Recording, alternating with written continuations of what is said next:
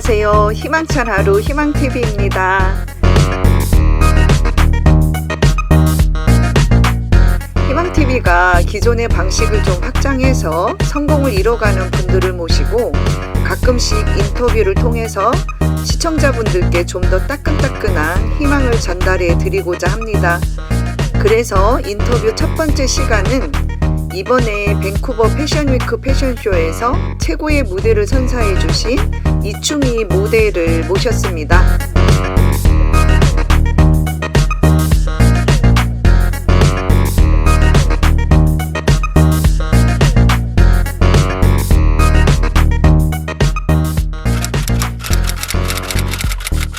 인생이 생각대로 안 풀리고 긴 터널 같았는데 TV에 나오는 서바이벌 오디션을 보면서 한때 저도 20대 때, 30대 때 젊은 열기와 패기가 있었는데 하는 생각이 들고 정말 모험심도 많았었고 나름대로 추진력도 있었는데 그런 열정이 다시 샘솟는 느낌이 들었기 때문에 여러 가지 생각을 하다가 제가 좋아했던 일, 제가 생각하고 한번 해보고 싶었던 일이 모델이라는 생각이 들어가지고 시니어 모델 학원을 문을 두드리게 됐습니다. 학원 여러 군데를 갔다 상담도 해보고 견학 겸 수업을 참관하면서 제 나름대로 알아봤지만 제가 생각하는 모델 학원으로는 좀 동떨어진 상황에서 엘리트 모델 대표님과 통화가 돼서 시간을 잡고 상담하면서 또 조언적인 이야기, 인간적인 면이 마음에 들어서 결정하게 됐고 결정한 것이 지금도 잘했다는 생각이 들고 있습니다. 첫 그때 오디션이 인터넷 그 인기 투표였는데 그때 40명에서 50명이 지원한 걸로 알고 있고 그 후로 2차에서는 워킹하고 자기 소개 그 다음에 그 특기를 뽐내는 시간이었거든요.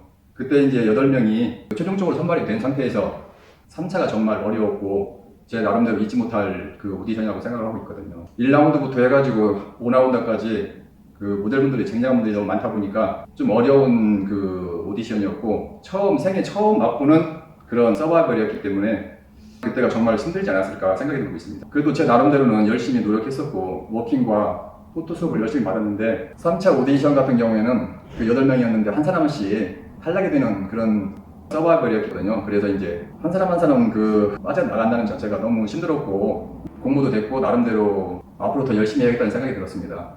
최종적으로 2인이 됐다는 게 정말 영광스럽고 그 밴쿠버로 간 자체가 너무 행운이 되지 않았을까 생각이 들고 패션쇼가 기본적으로 워킹 위주로 하고 앞에 나가서 자기 이제 포즈 취하고 그 다음에 이제 뒤에 모델분하고 간격만 유지하면 되는 그런 게 기본적으로 워킹인데 저희 와수 같은 경우에는 그 차원이 좀 다른 퍼포먼스와 그 스토리가 있었기 때문에 그걸 접목해가지고 패션쇼를 하는 입장에서 저 같은 경우에는 이제 패션쇼를 이렇게 많이 해본 적도 없고 한 서너 번을 했는데 좀 소화하기가 조금 벅찼다는 생각도 들고 나름대로 가기 전까지는 조금 생각이 많았었는데 막상 부딪혀보고 막상 연습을 하면서 느낀 것이 나름대로 열심히 해보면은 이게 작품이 되지 않을까 생각이 들고 그런 면에서 또 대표님도 믿어주시고 또 디자인도 부응을 해주시는 입장에서 한번 열심히 하고 싶다는 생각이 들었기 때문에 그런 패션쇼가 인생에서 살면서 몇 번이나 있을까 그건 정말 큰 행운이라고 생각이 듭니다. 그리고 그 와수 같은 경우에는 다른 거에 비해서 연기력도 충분히 있어야만이 소화할 수 있다는 생각이 들고 그래서 그런 면이 조금 걱정이 됐지만은 최대한 노력해보겠다는 생각으로 열심히 한번 해봤습니다. 조커 같은 경우에는 뭐 다 아시다시피 악인이고 악당 아니겠습니까? 뭐 드라마나 영화에서 봤을 때 악당이 삐야만이 드라마도 뜰 수 있는 거고 그 뭐 쇼 같은 경우에도 뜨지 않을까 생각이 들어가지고 최대한 노력을 했는데 처음에 조커가 오프닝 첫 스타트이기 때문에 부담도 정말 많이 갔었고 제 나름대로는 연구도 해보고 준비도 해봤지만은 막상 캐나다에 가서 패션쇼가 열리는 공간을 보니까 공간이 너무 크고 지금까지 제가 봤던 관객들 중에서는 관객들의 수가 너무 엄청 많아가지고 한 2번 정도 놀란 상황에서 최대한 열심히 한번 해보고 그런 생각으로 일단 쇼에 임했습니다. 한국에서 지금까지 패션쇼를 했던 거하고는 차원이 다르다고 생각이 듭니다. 오프닝 때 처음엔 너무 떨리고 일단 그 뒤에서 처음에 대기하고 있는 상태에서는 가슴이 벅차 올랐는데 그 다음에 이런 떨림을 갖다 어떻게 극복할 수 있는 방법이 없을까. 근데 그 방법은 저밖에 뭐 해결할 수 있는 방법이 없고, 만약에 제가 그 오프닝 쇼에서 잘못하면은 패션쇼가 완전히 망치는 상황이었기 때문에 그냥 최대한 제 몸을 갖다 던지자 하는 생각으로 나간 상태에서 일단 제 연기에 몰두하게 됐습니다. 몰두하다 보니까 제 페이스가 보이고 사람들이 보여서 어느 정도 안도감이 생겼고 런웨이를 하면서 제 연기를 갖다 표출을 하기 시작했습니다. 중간중간에 포인트마다 제 연기를 하고 들어오면서 그런 희열을 느끼고 관객들의 호응이 눈에 보이기 때문에 그때부터는 자신감이 생겼습니다. 전공은 이쪽과 전혀 다른 분야였는데 저는 원래 그림이 전공입니다.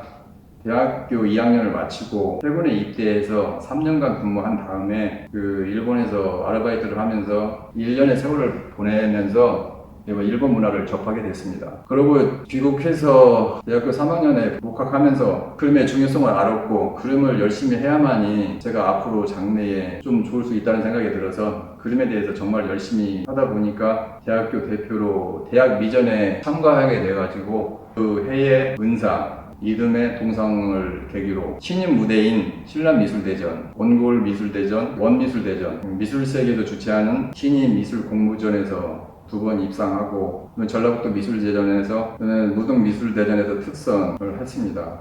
그리고 대학교 4학년 마치기 전에 개인전을 끝으로 졸업을 하게 됐습니다.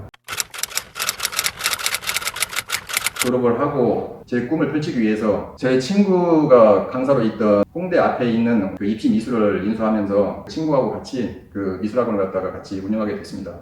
운영을 하면서 한 1년, 2년까지는 괜찮았는데 2년이 넘은부터는 학원이 조금 힘들었었고 경제적으로 좀 뒷받침이 안 됐기 때문에 금전적으로 힘들었고 그러다 보니까 친구하고 사이도 안 좋아지고 입시생들 위주보다는 대학원 준비 때문에 좀 공부 위주로 했었는데 그것도 포기한 상태가 됐었고 제 꿈이 전부 날아가는 순간이었거든요. 저도 이제 결단을 내려야 되는 순간이었고 친구하고 헤어지는 입장에서 그 학원을 갔다가 폐업하게 됐습니다. 폐업하면서 남는 것은 생활고였고 그 다음에 빚, 배신감 이런 면에서 견디기 힘들었고 한 2, 3개월 갔다가 방황하고 지내다가 이러면 안 되겠다는 생각이 들어가지고 처음 시작한 게 노점상에서 장사하는 액세서리 샵이었거든요. 그래서 그걸부터 계기로 해가지고 열심히 2년 동안 열심히 살면서 빚진 걸 다 갚고 그 다음에 3년 정도 지나서 숙대 입구에 어젓한 액세서리 샵을 갖다 오픈하게 됐습니다.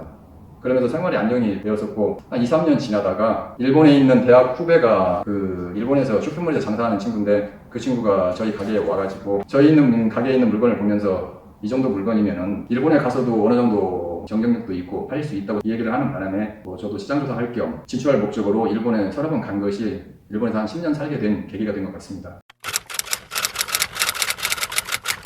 일본에서 사면서 그 지인의 소개로 일본 여성을 알게 됐고 그래서 이제 교제 끝에 결혼을 하게 되었습니다. 그래서 이제 결혼을 하고 그 다음에 지인들을 알다 보니까 생활의 리듬도 좋고 그 다음에 그런 행복감이라는 게 크게 다가왔기 때문에 일본 생활이 처음에는 순탄하게 스타트가 됐고 그러다가 이제 시간적인 여유도 있고 경제적인 문제가 뒷받침이 되기 때문에 이제 제가 좋아했던 그림을 다시 시작하게 됐습니다. 시작하면서 경제적으로 더 좀 부를 축적하기 위해서 와인바도 오픈을 했었고 와인바를 오픈을 하니까 이제 시간적인 여유는 없겠지만은 경제적인 것이 뒷받침이 되기 때문에 그런 면에서는 더 좋지 않았을까 생각이 들고 그러다 보니까 와이프하고 시간이 됐을 때는 여행도 다니면서 그 한때의 추억으로 많이 좋은 추억이 많이 남았습니다. 그러다가 계속 생활을 하면서 또 제 나름대로 이제 와인바가 바빴고 그 다음에 와이프는 와이프대로 직업이 있었기 때문에 서로 이제 바쁘다 보니까 서운한 점도 있었고 그 다음에 이제 살면서 자녀가 없다 보니까 그런 면도 있었고 또 민족이 다르기 때문에 그런 메꾸지 않는 허전함이 생기면서 부부 간에 좀 금이 간 걸로 알고 있습니다. 그러면서 서로 정리를 하면서 모든 것을 내려놓고 귀국하게 됐습니다.